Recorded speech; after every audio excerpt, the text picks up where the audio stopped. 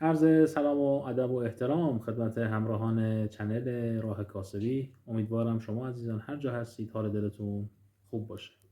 دوستان عزیز، امشب برخلاف رو شب‌های گذشته که ما پستایی رو قرار میدادیم به صورت نوشتاری، خواستم خودم باهاتون مستقیما صحبت کنم و یه ایده رو خدمتتون معرفی کنم.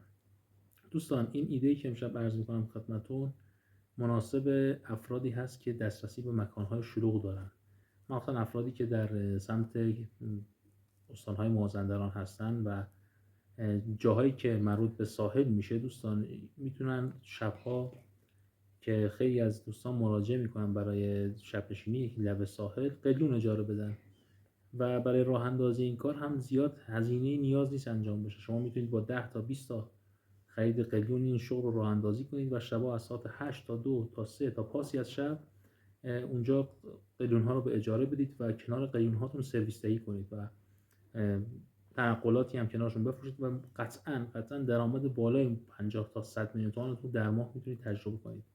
فقط باید یه مقدار همت کنید و از زیر کولرها بیاید بیرون و برید داخل شهر یه چرخی بزنید و کنار ساحل پاتوق کنید و کاراتون رو انجام برسونید. ما دستفروش داریم، روزی 200,000 تومان درآمد داره، اما دستفروش داریم ماهی 2 میلیون، روزی 2 میلیون تا 3 میلیون و حتی 5 میلیون تومان درآمد داره. و با این تفکر رو خواهشاً از ذهنتون خارج کنید که فکر کنید با دستفروشی به جایی نمیرسید. قطعاً در شغلتون اگر پشتکار داشته باشید، در هر شغلی پشتکار داشته باشید، مطمئناً در مدت زمان کوتاهی نتیجه دلخواهتون رو کسب می‌کنید.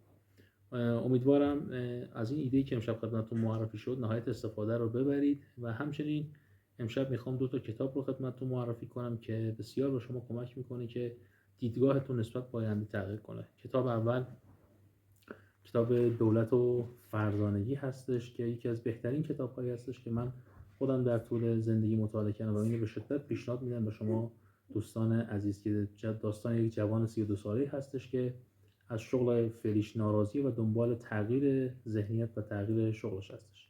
کتاب دوم کتاب قله‌ها و دره‌ها هستش که یکی از کتاب‌هایی است که این کتاب هم به شدت خدمتتون توصیه می‌کنم و امیدوارم که حتما مطالعه کنید و امیدوارم که اثرات مثبت رو در زندگی خودتون ببینید.